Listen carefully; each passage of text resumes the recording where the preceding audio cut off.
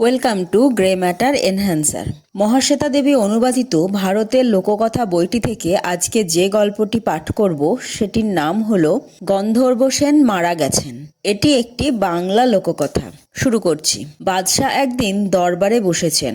মন্ত্রী কাঁদতে কাঁদতে বিলাপ করতে করতে দৌড়ে এলেন। বাদশাহ বলছেন, এত হাহাকারের কি হলো? মন্ত্রী তখ্তের পায়া চুম্বন করে আভূমি নত হয়ে বললেন, হায় হায় বাদশাহ, গন্ধর্ব সেন মারা গেলেন।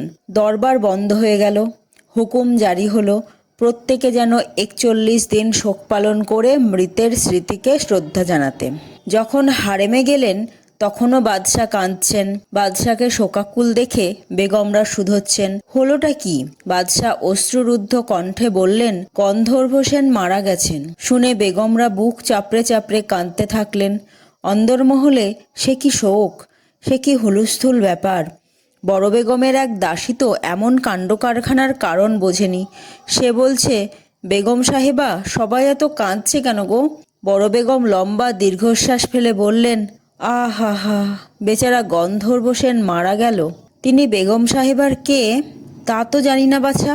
বড় বেগম তড়িঘড়ি ছুটলেন বাদশার কাছে। জানতে চাইলেন, যার জন্যে সবাই বিলাপ করছেন সেই গন্ধর্ব সেন লোকটাকে। সে তো বাদশারও জানা নেই। বোকা বনে গিয়ে তিনি দরবারে ফিরে গেলেন। মন্ত্রীকে তলব করলেন। বললেন, মন্ত্রী, যার জন্য সবাই বিলাপ করছি সে গন্ধর্ব সেন লোকটাকে। মাফ করবেন হুজুর মালিক, এ বান্দাও জানে না গন্ধর্ব সেন কে। তবে কি দেখলাম, কোতোয়ালির বড় দারোগা কাঁদছে আর বলছে, গন্ধর্ব সেন মরে গেল, গন্ধর্ব সেন মরে গেল। সে চাইছিল তার সঙ্গে অন্যরাও কাঁদুক, তাই। বাদশাহ গর্জে উঠলেন, তুমি একটি উজবক, যাও এখনই খোঁজ করো গন্ধর্ব সেন কে। মন্ত্রী বাদশাহকে কুর্নিশ করেই পরিমরি করে দৌড় লাগালেন। কোতোয়ালির বড় দারোগা প্রাসাদের ফটকে দাঁড়িয়ে তাকে শুধলেন, গন্ধর্ব সেন কে? দারোগা ফ্যাল করে তাকালো মন্ত্রীর দিকে। বলল, পরলোকগত গন্ধর্ব সেন যে কে সেটা সেও সঠিক জানে না। তবে জমাদার কাঁদতে কাঁদতে এসেছিল, বলছিল গন্ধর্ব সেন মরে গেছে। তখন দারোগাও তার সঙ্গে কেঁদেছিল।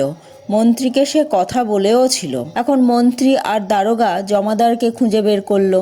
শুধলো, গন্ধর্ব সেন কে যার জন্য জমাদার কাঁদছিল? জমাদার বলল, না হুজুর, সে কে, সে কি তা তো আমার জানা নেই। দেখলাম গন্ধর্ব সেন মরেছে বলে আমার বউ বেজায় কাঁদছে। ভারী দুঃখ হলো আমার। কাঁদতে কাঁদতে এসে আপনাকে খবরটা দিলাম। হুজুর, কেউ কাঁদলে বা হাসলে মনে একটা কি যেন ঘটে যায়। তখন আমরাও কাঁদি কিংবা হাসি। আমার বউ কাঁদছিল, আমিও কাঁদলাম। ওরা তিনজনেই গেল জমাদারের বউয়ের কাছে। সেও বলল, পরলোকগত গন্ধর্ব সেন বিষয়ে সে নিজে তো জানে না কিছু। সে পুকুরে স্নান করতে গিয়েছিল, দেখে গ্রামের ধোপানি আছড়ে পিছড়ে কাঁদছে আর বলছে, ওর গন্ধর্ব সেন মরে গেল। তখন ওরা চারজনেই দৌড়লো ধোপানির বাড়ি। শুধলো, গন্ধর্ব সেন তার কে? সে মরতে ধোপানি সকালে অত আছড়ে পিছড়ে কাঁদছিল কেন? ধোপানি হাহাকার করে কেঁদে উঠল, আমি বড় অভাগী গো, আমার বুক এখনো যেন ভেঙে যাচ্ছে। সে তো আমার পেয়ারের গাধা, ছেলের মতো তাকে ভালোবাসতাম গো। মুখের বাক্যি ফুরায় না, আবার সে কেঁদে আকুল হয়। এরা বেজায় অপদস্থ হয়ে চলে এলো। মন্ত্রী প্রাসাদে ফিরে বাদশাহের পায়ে আছড়ে পড়লেন। সত্যি কথাটাই বললেন যে গন্ধর্ব সেনের জন্যে সবাই শোক করছিলেন, সে ধোপানির পেয়ারের গাধা। বাদশাহ তাকে ধমক ধামক দিলেন, আবার মাপও করে দিলেন। এ খবর যখন অন্দরমহলে হারেমে পৌঁছল, বাদশাহ আর তাঁর সভাসদদের নিয়ে বেগমরা হেসে হেসে বাঁচেন না। হাসতে হাসতে হাসতে হাসতে তাদের পেটে খিল ধরে যাবার জোগাড়, যাকে বলে। আজকের গল্প এটুকুই। আবার দেখা হবে পরের ভিডিওতে।